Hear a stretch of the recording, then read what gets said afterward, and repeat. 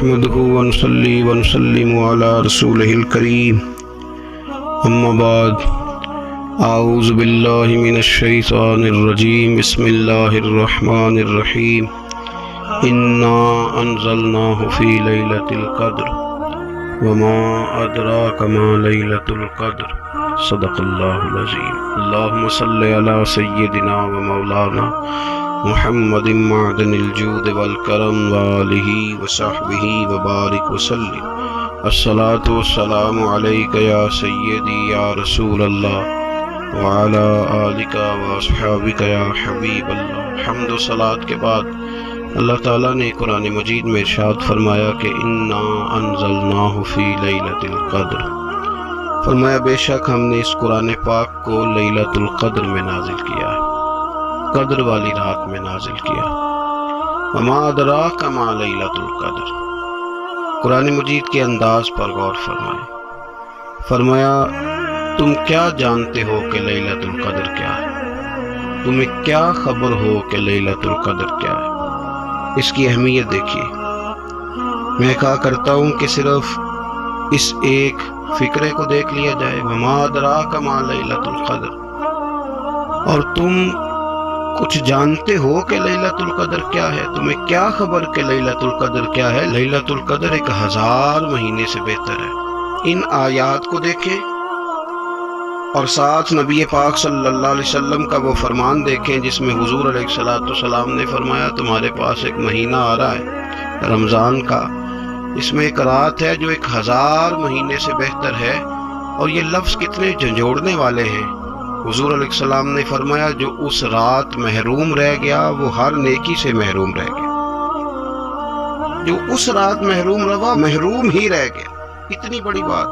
فرمایا تنزل الملائکۃ والروح، اس دن فرشتے اور روح القدس یعنی جبریل امین اترتے ہیں، فیہا اس رات میں، بِإِذْنِ رَبِّهِمْ مِنْ كُلِّ امر، اپنے رب کے حکم سے ہر خیر کے کام کے لیے۔ سلام، یہ رات سلامتی والی ہے، ہی حتی مطلع الفجر، یہاں تک کہ فجر طلوع ہو جائے۔ سرے شام سے لے کر مغرب سے لے کر فجر تک یہ رات سلامتی والی۔ اس کو لیلۃ القدر اس لیے کہا جاتا ہے، ہمارے مفسرین فرماتے ہیں کہ اس دن قدر والی کتاب قرآن پاک قدر والے محبوب پہ نازل ہوئی اور قدر والی امت کی طرف بھیجی گئی۔ نبی پاک صلی اللہ تعالی علیہ وسلم نے جب پرانی امتوں کی عمریں دیکھی، نہ کسی کی 1000 سال ہوئی، کسی کی اس سے زیادہ ہوئی، تو اللہ کے محبوب علیہ السلام کے دل مبارک میں یہ خیال آیا کہ میری امت کی عمریں تو بڑی تھوڑی ہوں گی، تو کیسے اتنی لمبی نیکیاں کر سکیں گے، تو اللہ تعالیٰ نے پھر لیلۃ القدر عطا فرمائی۔ گویا اس ایک رات میں جو آدمی نیکی کرے، 1000 دن نہیں، کتنا لوگوں کو شوق ہے کہ کوئی ایسا جیک لگے، یکدم میری ساری چیزیں بڑھ جائیں، اس پر بھی تو ذرا غور کریں نا۔ یہ ایک رات 1000 دن سے نہیں، 1000 مہینے سے افضل ہے۔ 1000 یکدم آپ کی نیکیوں کی عمر 1000 ماہ تک چلی جاتی، کتنی بڑی فضیلت کی بات ہے۔ میرے رسول کریم صلی اللہ تعالی علیہ وآلہ وسلم خاص توجہ دلاتے، اس رات کے حوالے سے خاص توجہ دلاتے، اور یہ رات کب ہوتی ہے صحیح حدیث میں موجود ہے۔ نبی پاک صلی اللہ تعالی علیہ وسلم نے فرمایا کہ اسے رمضان کے آخری عشرے میں تلاش کرو۔ گویا یہ جو 5 طاق راتیں ہیں نا، 21ویں، 23ویں، 25ویں، 27ویں، 29ویں، ان طاق راتوں میں اس رات کو تلاش کرو۔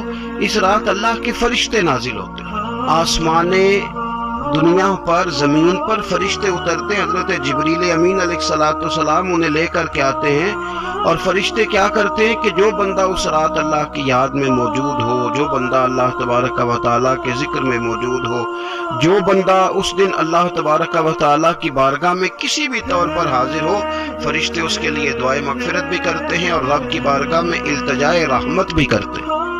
اور ایک روایت میں ہمیں یوں بھی ملتا ہے کہ فرشتے اسے مصافحہ بھی کرتے ہیں، ہاتھ بھی ملاتے ہیں۔ دیکھیے نا کتنی سعادت مندی ہے کہ انسان عبادت کر رہا ہو اور فرشتے اس کی زیارت کو آئیں۔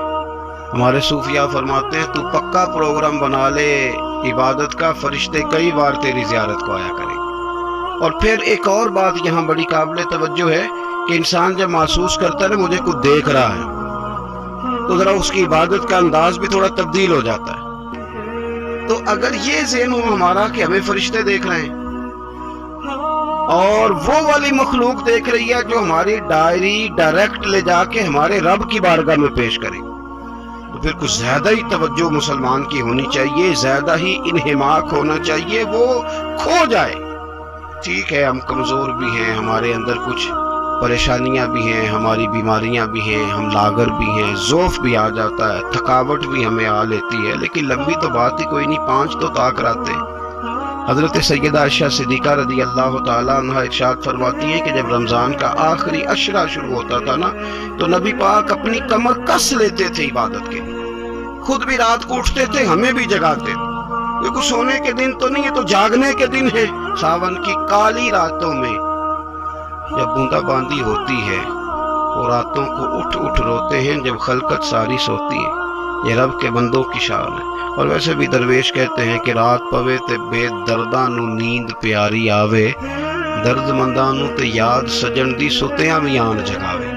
تو یہ وقت ہے خاص، اس خاص وقت اس بات کی طرف ضرور توجہ کرنی چاہیے۔ اور یہ جو کہا گیا نا کہ فرشتے نازل ہوتے ہیں بِإِذْنِ رَبِّهِمْ مِنْ كُلِّ أَمْرٍ، اللہ کے حکم سے آتے ہیں اور ہر کام کے لیے، ہر امر خیر کے لیے آتے ہیں۔ اس میں بھی ہمارے مفسرین نے لکھا ہے کہ وہ تمہارے لیے پورے سال کا فیصلہ کریں گے کہ تمہیں کیا دیا جائے گا، تم کیا حاصل کرو گے اللہ تبارک و تعالیٰ کی بارگاہ سے۔ تو اس کا معنی یہ ہوا کہ پھر تو یہ لینے کی رات ہے۔ ایسا نہ ہو کہ فرشتے آئے ہوں رب کی بارگاہ سے یہ پیغام کرم ہو کہ دینا ہے اور لینے والے سو رہے ہوں، وہ آرام میں ہو۔ تو یاد رکھیں خیرات اسی کے پیالے میں آتی ہے جس کا پیالہ سیدھا ہوتا ہے، اور اگر پیالہ ہی سیدھا نہ ہو تو خیرات پھر پیالے میں نہیں آیا کرتی۔ تو پھر اس کو جو کہا گیا نا کہ یہ سلامتی والی ہے، تو اس میں ایک اور بات بھی ہمارے پھر مفسرین نے لکھی ہے کہ اس رات شیطان تو ویسے ہی قید ہے، اس رات بندے کا نفس بھی نہیں اسے تنگ کرتا۔ یہ طاق راتیں اتنی حسین ہے کہ تھوڑی سی بندہ ہمت کرے تو اللہ عبادت کے لیے اس کے دل کو قرار عطا کر دیتا ہے، اسے سکون ملتا ہے، طبیعت ٹھنڈی ہو جاتی ہے اور وہ بڑے ذوق کے ساتھ اللہ کی عبادت کرتا ہے۔ خوب بیداری کا مظاہرہ کریں طاق راتوں میں۔ میں نے رمضان سے پہلے مشورہ دیا تھا کپڑے وقت پہ خرید لو عید کے، اور وقت پہ سلا لو اور وقت پہ چیزیں لے لو۔ یہ جو خاص دن ہیں عبادت کے، یہ لوگوں کے بازاروں میں گزر جاتے ہیں۔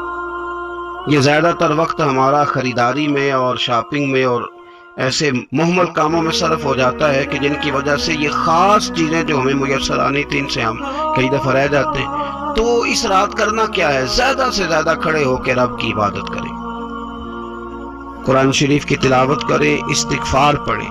سیدہ طیبہ طاہرہ حضرت عائشہ صدیقہ رضی اللہ تعالی عنہا نے عرض کی یا رسول اللہ اگر مجھے یہ رات مل جائے تو کیا پڑھوں؟ تو فرمایا عائشہ تم یہ دعا مانگنا، اللہم انکا عفو، اے اللہ بے شک تو درگزر کرنے والا، تحب العفو، اور تو درگزر کرنے کو پسند بھی کرتا ہے، فاعف عنی، ہم سے بھی درگزر فرما، ہمارے گناہوں کو معاف فرما۔ یعنی اس رات اللہ سے درگزر کا سوال کریں۔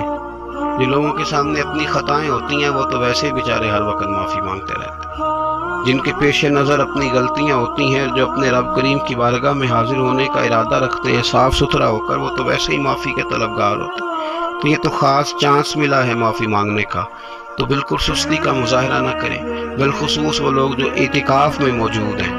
نیند تو کسی وقت بھی آ جاتی ہے، آپ دوپہر کو بھی ذرا چپ کر کے لائٹ آف کریں تو یہ آ ہی جاتی ہے۔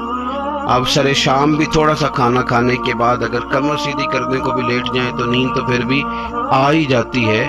لیکن یہ سنہری قسم کے ایام ہیں، سختی نہیں، پابندی نہیں، فرض نہیں، لیکن اگر شوق کے ساتھ، ذوق کے ساتھ، توجہ کے ساتھ۔ میں ایک مثال دیا کرتا ہوں کہ یہ ہمارے پاس قیمتی دن ہے رمضان کے، ایک عمل کا ثواب 70 کے برابر ہے۔